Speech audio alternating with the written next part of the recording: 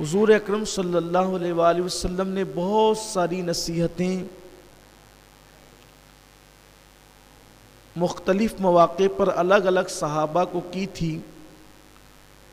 یہ جو حدیث میں پیش کرنے جا رہا ہوں یہ خاص سیدنا ابو ہریرہ رضی اللہ تعالیٰ عنہ کو مخاطب کر کے میرے آقا صلی اللہ علیہ وسلم نے فرمائی تھی۔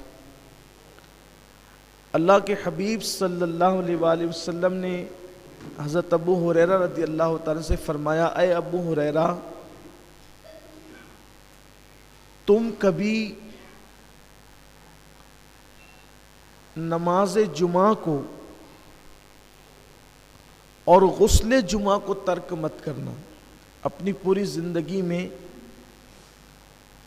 چاہے جو ہو جائے کوشش کرنا کہ تم سے کبھی جمعہ کی نماز اور جمعہ کا غسل یہ ترک نہ ہو، بلکہ اللہ کے رسول صلی اللہ علیہ وآلہ وسلم نے یہاں تک فرمایا کہ بلا وجہ صرف سستی اور کاہلی کی وجہ سے اگر کوئی جمعہ کی نماز چھوڑ دیتا ہے، نماز جمعہ ترک کر دیتا ہے، تو گویا کہ وہ اپنے گلے سے اسلام کا پٹا اتار کر پھینک دیتا ہے۔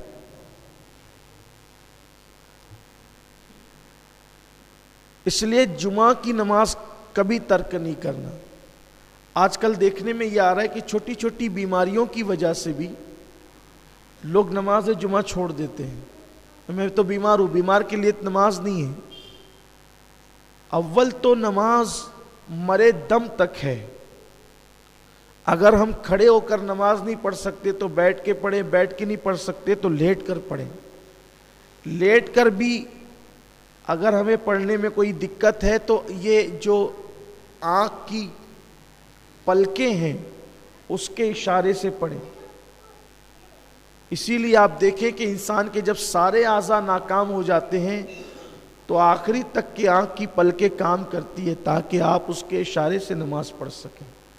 چھوٹی چھوٹی چیزوں میں لوگ نماز جمعہ کو چھوڑ رہے ہیں، اور یہ چیز بھی بڑی بھیانک ہے کہ جمعہ کی نماز کے لیے مسلمانوں پر یہ لازم اور واجب ہے کہ جب اذان جمعہ ہو، اذا نودی للصلاة من یوم الجمعہ فاسعوا الی ذکر اللہ وذروا البیع، کہ جب تم اذان جمعہ سنو، تمہارے کانوں میں جمعہ کی اذان پہنچے تو اپنے کاروبار کو بند کر دو اور اللہ کے ذکر کے لیے مسجدوں کی طرف دوڑ پڑو۔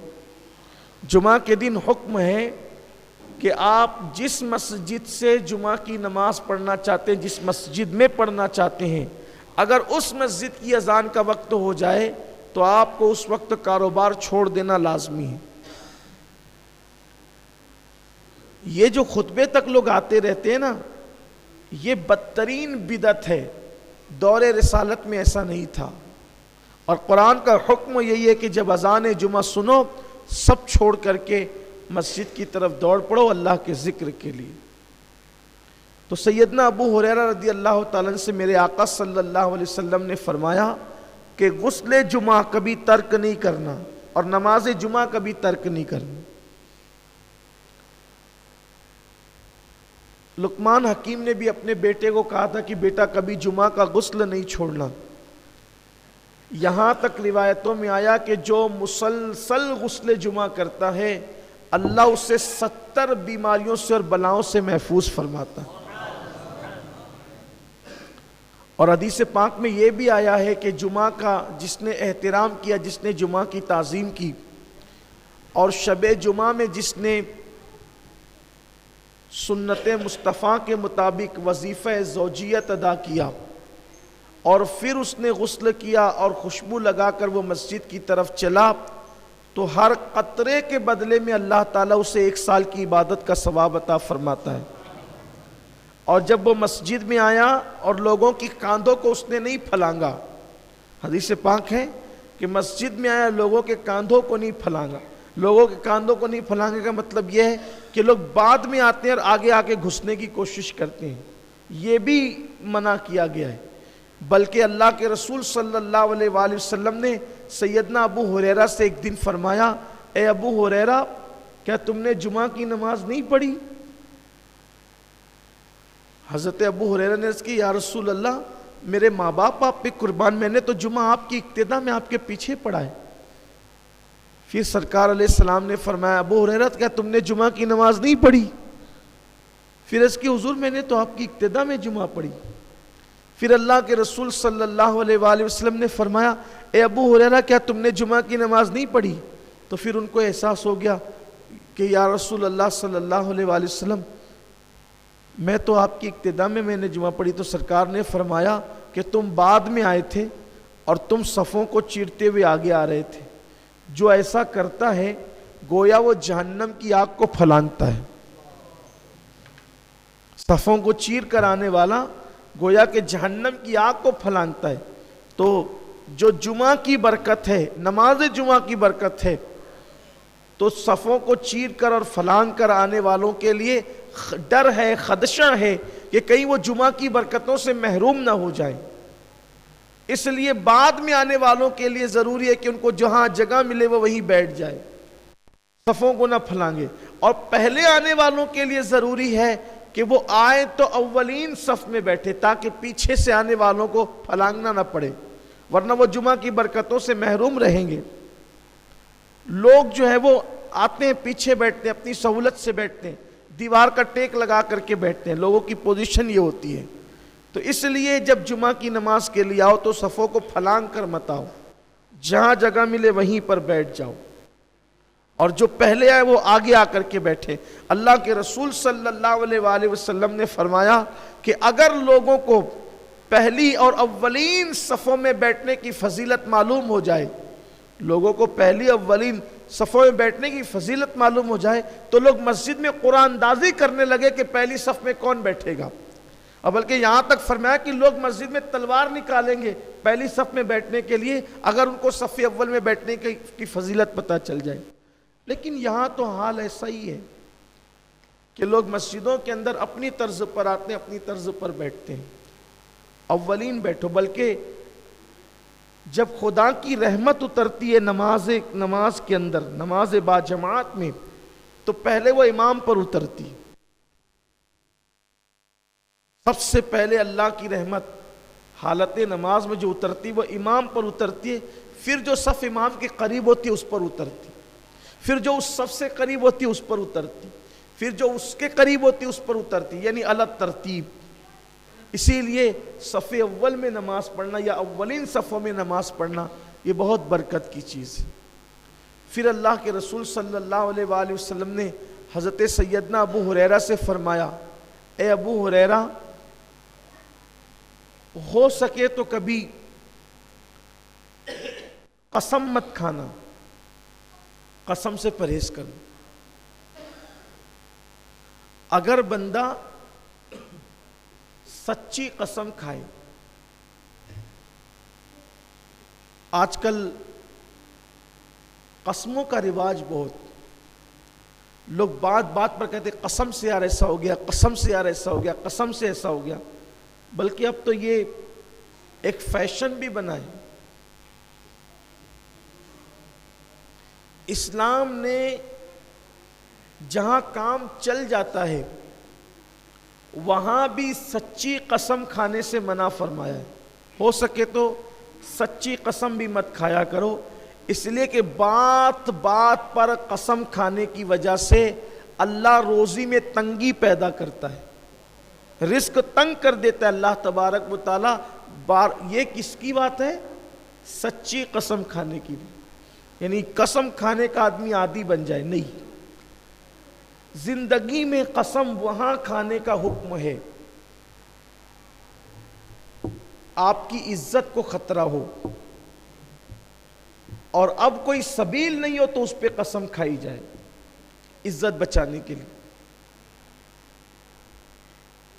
آپ کے مال کو خطرہ ہو کہ اب کوئی سبیل نہیں ہے مال بچانے کی، اور یہ لگتا ہے کہ بھئی قسم کھائیں گے تو مال بچ جائے گا۔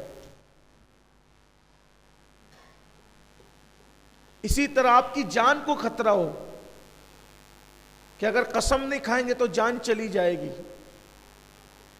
یا اسی طرح کسی اور مومن کے مسلمان کے مال کو، جان کو، عزت و آبرو کو خطرہ ہو کہ وہاں قسم کے بغیر کام نہیں چلے گا، تو سچی قسم کھانے کی اجازت ہے اس موقع پر۔ بات بات پہ قسم اسلام میں نہیں ہے، بلکہ اللہ کا فرمان ہے کہ تم اپنی قسموں کا نشانہ اللہ کو نہ بناؤ، اللہ کو اپنی قسموں کا نشانہ مت بنانا۔ اللہ تبارک و تعالی جو ہے وہ بات بات پر قسم کھانے کو ناپسند کرتا ہے، بلکہ حضور اکرم صلی اللہ علیہ وآلہ وسلم نے ارشاد فرمایا وہ شخص جھوٹا ہے۔ کسی بھی جھوٹے کو پہچاننا آسان ہے کہ جو بات بات میں قسم کھائے، سمجھ لینا کہ یہ شخص جھوٹا ہے، اس لیے کہ جھوٹے کی علامت ہے کہ وہ بات بات میں قسم کھائے گا۔ ہاں اگر قسم کھانا ہے دین پر، ایمان پر، قرآن پر، اسلام کی باتوں پر، بلا جھجک قسم کھا سکتے ہو، اس لیے کہ اس سے سچی کوئی بات نہیں ہے۔ اسی لیے میرے آقا صلی اللہ علیہ وسلم جب بھی اللہ کی بات کرتے تھے تو بار بار فرماتے تھے قسم اس ذات کی جس کے قبضے قدرت میں محمد کی جان ہے، قسم وحدہ لا شریک کی، قسم رب العزت کی، اللہ کے رسول صلی اللہ علیہ وسلم۔ لیکن یہ دین کے معاملے میں، دنیا کے معاملے میں اللہ رب العزت کو قسموں کا نشانہ مت بناؤ، تو سچی قسم بھی مت کھاؤ۔ عام طور پر لوگ سودا بیچتے ہوئے، تجارت کرتے ہوئے قسم کھاتے ہیں، میں روزی پر بیٹھا ہوں اللہ کی قسم، میں فلاں پر بیٹھا ہوں، کھانے پر بیٹھا ہوں اللہ کی قسم، دسترخوان پہ بیٹھا ہوں، یہ سب لوگ قسمیں کھاتے ہیں۔ روزی تنگ ہوتی، روزی سمٹ جاتی قسم کھانے کی نحوست سے۔ یہ سچی قسم جو بار بار کھائے اس کو بھی ناپسند کیا گیا، اس لیے کہ بار بار کسی چیز کے کرنے سے اس چیز کا اعتبار اٹھ جاتا ہے، اور قسم اس شان کی چیز ہے، قسم وہ شان کی چیز ہے۔ قسم مومن کے لیے، ایمان والوں کے لیے، کہ قسم کا اعتبار یہ ہے کہ مومن کہہ دے کہ اللہ کی قسم میں نے یہ کام نہیں کیا، تو دوسرے مسلمانوں پر لازم آ جاتا ہے کہ اس کی بات پر اعتبار کر لے۔ اگر وہ جھوٹ بول رہا ہے تو پھر وہ اس کا خمیازہ بھگتے گا۔ جھوٹی قسم کا خمیازہ کیا ہے؟ اب ذرا یہاں دل کے کانوں سے دل تھام کر حدیث کی طرف آئیں کہ جھوٹی قسم کا خمیازہ کیا ہے۔ لوگوں کو کچھ رہ نہیں گیا۔ میرا کلیجہ کانپتا ہے جب میں وہ احادیث کو دیکھتا ہوں، ان پر نظر پڑتی ہے تو میرا کلیجہ کانپتا ہے۔ نہ اللہ کا خوف ہے، نہ قرآن کی تعلیمات کا خیال ہے، نہ احادیث کی تعلیمات کا خیال ہے۔ آدمی قسم کیوں کھاتا ہے؟ جھوٹی قسمیں بھی مفاد کے لیے، فائدے کے لیے، ہے نا، میرا سودا بک جائے، میری بات پر لوگ اعتبار کر لے، جھوٹ ہونے کے بعد بھی لوگ مجھ پہ اعتبار کر لے۔ ان لوگوں کو ذرا چاہیے، آپ سودا کیوں بیچ رہے ہو جھوٹ بول کر؟ تجارت کیوں کر رہے ہو جھوٹ بول کر؟ پیسہ کیوں کما رہے ہو جھوٹی قسمیں کھا کر؟ یہی نا کہ چند دنوں کے لیے آپ کو آرام مل جائے، آپ کے بال بچوں کو آرام مل جائے، آپ کے گھر میں مال کا فائدہ ہو جائے۔ آؤ، اللہ کے حبیب صلی اللہ علیہ وسلم نے فرمایا، اے ابو ہریرہ کبھی جھوٹی قسم مت کھانا، اے ابو ہریرہ کبھی جھوٹی قسم مت کھانا، اس لیے کہ جو شخص بھی اللہ کی جھوٹی قسم کھاتا ہے اللہ اس پہ بھی لعنت کرتا ہے، اور قیامت تک اس کی تمام نسلوں پہ لعنت کر دیتا ہے۔ اس کی ہر نسل پریشان رہے گی ہر دور میں۔ جس نے اللہ کی جھوٹی قسم کھائی ہے اس کی تمام نسل پریشان رہے گی اس ایک جھوٹی قسم کی نحوست سے۔ آپ مجھے بتائیں، مسلمانوں کو خیال ہی نہیں رسول اللہ کی حدیث کا، بلکہ سنتے نہیں، پڑھتے نہیں، دین سیکھتے نہیں، قسمیں کھائے جا رہے ہیں۔ یہ جو لوگ کہتے ہیں نا کہ یار ہم بہت کما رہے ہیں پھر بھی پریشان ہیں، ہم بہت محنت کر رہے ہیں پھر بھی پریشان ہیں، تو باپ داداؤں میں اوپر کوئی ایک جھوٹی قسم کھا لے تو اس کی پوری نسل پر اللہ لعنت کرے، پوری نسل پر۔ تو جہاں پر کوئی احساس ہی نہ ہو، خیال ہی نہ ہو، ہاں مگر یہ کہ جو توبہ کر لے، اس لیے کہ توبہ کی برکت سے ہر گناہ معاف ہو جاتا ہے۔ بلکہ جھوٹی قسم کھانے والوں پر اللہ اتنا ناراض ہے کہ ایک دن اللہ نے حضرت موسیٰ علیہ السلام کو مخاطب کر کے فرمایا، حالانکہ نبی ایسا کام نہیں کرتا، لیکن اپنے محبوبوں کو مخاطب کر کے دوسروں کو پیغام دینا مقصود ہوتا ہے، دوسروں کو آگاہ کرنا مقصود ہوتا ہے۔ ایک دن اللہ نے کہا، اے موسیٰ، کبھی میرے نام کی جھوٹی قسم مت کھانا، اگر تو نے بھی میری جھوٹی قسم کھائی تو میں تیری زبان کو جلا کے راکھ کر دوں گا۔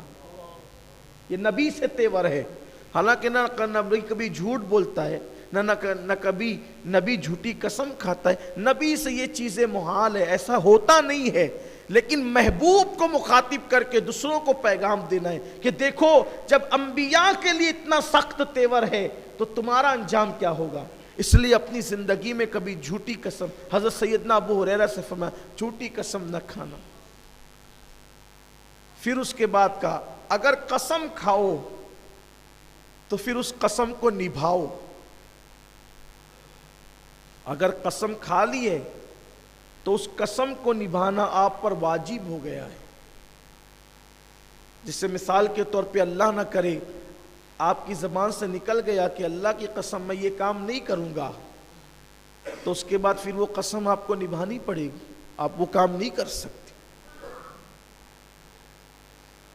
اگر آپ نے وہ کام کیا تو قسم ٹوٹ جائے گی، اب قسم توڑو گے تو گنہگار بھی ہوں گے، پھر قسم کے توڑنے کا کفارہ ہے۔ قسم کے توڑنے کا اگر ٹوٹ گئی قسم تو پھر اس کا جرمانہ یہ ہے کہ 10 مسکینوں کو 2 ٹائم کا کھانا پیٹ بھر کھلانا پڑے گا۔ جو 10 غریب ہیں ان کو 2 وقت کا کھانا پیٹ بھر کھلانا ہے۔ یہ نہیں کر سکتے تو ایک لباس، ایک ڈریس جو ہے کسی غریب کو دینا پڑے گا، اور وہ بھی نہیں کر سکتے تو 3 دن مسلسل آپ کو روزہ رکھنا ہے۔ یہ قسم کا کفارہ ہے۔ آپ مجھے بتائیں، میں یہاں یہ عنوان لے کر اس لیے بیٹھا ہوں کہ جلدی سے یہ عنوان ہم لوگ چھیڑتے نہیں ہیں، لیکن قوم اب اس کی طرف جا رہی ہے، ڈوب گئی ہے۔ گھر کے چھوٹے چھوٹے جھگڑوں میں لوگ قسم کھاتے ہیں، بلکہ اگر 100 روپے کی چپل نہیں بک رہی ہے نا تو اس کو بیچنے کے لیے لوگ قسم کھاتے ہیں۔ 100 روپے کے لیے چپل تو 100 روپے کی بیچ رہا ہے، اس میں کمانا اس نے کتنا ہے، 10-20 روپیہ کمانا، اس کے لیے بھی وہ قسم کھاتا ہے۔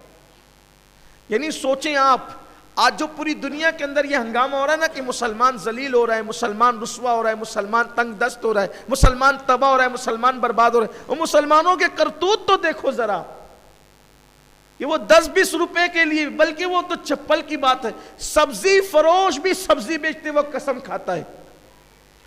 اب سبزی میں اس نے منافع کمانا کتنا ہے کہ 10 روپے کا تو اس کا سودا بک رہا ہے، اس میں اس نے کمانا کتنا ہے، اس کے لیے بھی وہ اللہ کی قسم کھا رہا ہے۔ جبکہ قسم کے لیے اینڈ یہ ہے، یا جان کو خطرہ ہو، یا مال کو خطرہ ہو، یا عزت و آبرو کو خطرہ ہو، اس وقت قسم کھانے کا، وہ بھی سچی قسم کھانے کا حکم ہے۔ جھوٹی قسم کے لیے آیا کہ پوری نسل پہ اللہ لعنت کرے گا، یہ احساس ہی نہیں رہا، بلکہ کچھ لوگوں کو تو حیرت ہو رہی ہوگی کہ یہ بھی قسم کے لیے آیا ہے۔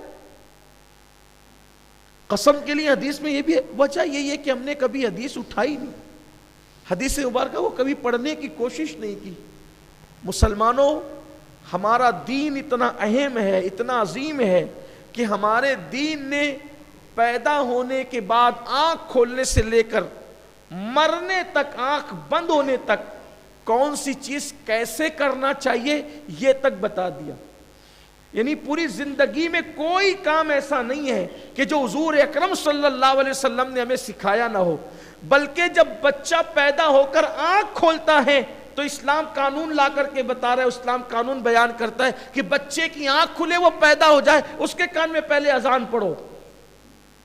دیکھو بچے نے آنکھ کھولی، قانون آ گیا، رسول اللہ نے فرمان جاری کر دیا، اس کے کان میں اذان پڑھو۔ کیوں؟ اس لیے کہ شیطان اس کو کچوکے دے رہا ہے۔ ابھی دنیا کو پتہ ہی نہیں کہ بچہ روتا کیوں ہے، دنیا میں آنے کے بعد بچہ روتا کیوں ہے؟ سائنس اب تک اس پر خاموش ہے، اور 1450 سال پہلے مصطفیٰ جان رحمت بتا رہے ہیں بچے کے رونے کی 2 وجہ ہے، ایک تو شیطان اس کو کچوکے دیتا ہے، اور ایک تو وہ ماں کے پیٹ سے نئی دنیا میں آتا ہے تو اس کو وحشت ہوتی ہے، وحشت۔ اب اذان کی برکت سے شیطان بھی بھاگتا ہے اور انسان کی وحشت بھی دور ہوتی ہے، اس لیے بچے کے کان میں اذان پڑی جائے۔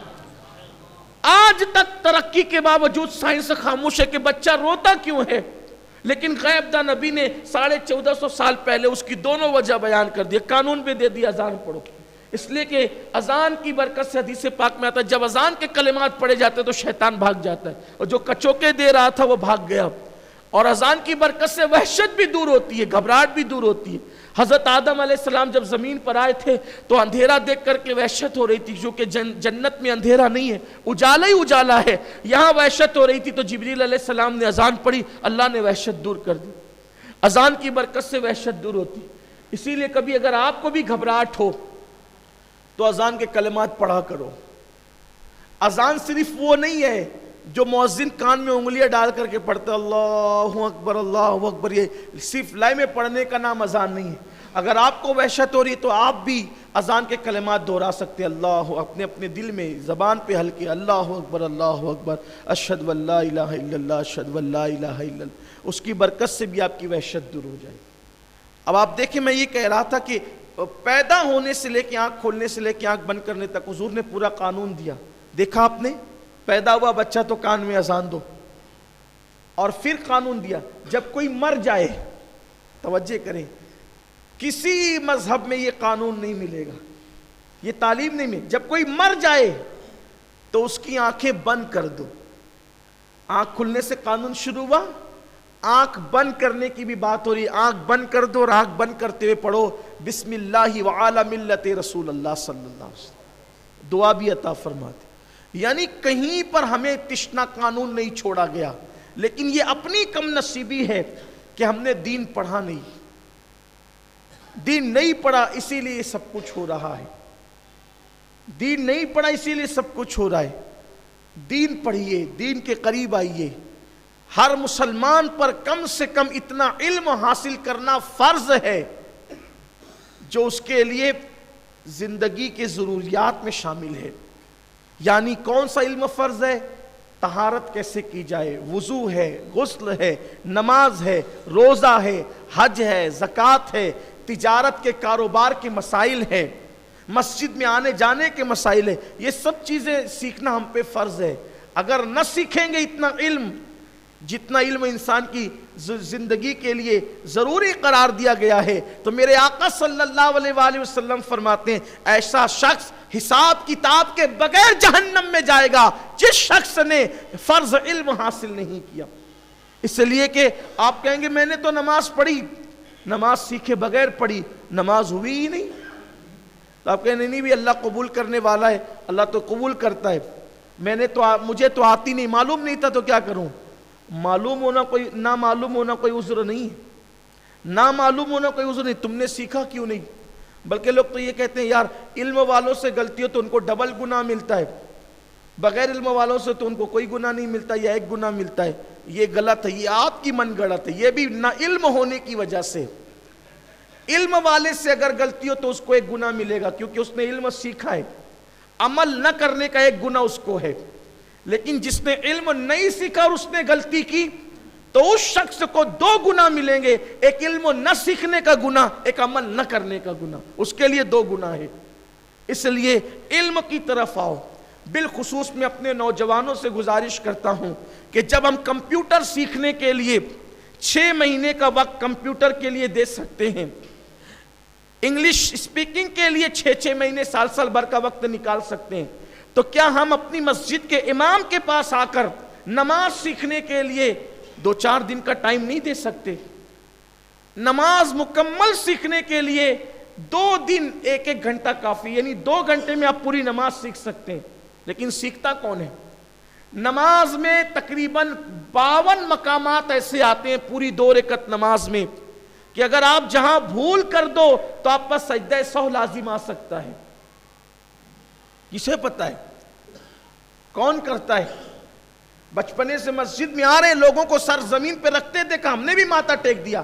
ماتھا ٹیکنے کا نام نماز نہیں ہے، کھڑے ہو جانے کا نام نماز نہیں ہے امام کے پیچھے۔ نماز کیا ہے؟ اللہ کے رسول فرماتے ہیں سلو کما رأیتمونی اصلی، نماز ایسے پڑھو جیسے مجھے نماز پڑھتے ہوئے دیکھتے ہو۔ ہم نے نماز ہر چیز، بائک سیکھ کر چلا رہے ہیں، سائیکل سیکھ کر چلا رہے ہیں، کمپیوٹر سیکھ کر چلا رہے ہیں، کاروبار سیکھ کر کر رہے ہیں، اگر بغیر سیکھے کوئی چیز ہو رہی ہے وہ اللہ کی عبادت ہے، جس کو نماز کہتے ہیں، روزہ کہتے ہیں، حج کہتے ہیں، زکوٰۃ کہتے ہیں۔ خدا کے لیے اپنے حال پہ رحم کریں، کم سے کم نماز تو سیکھ لیں۔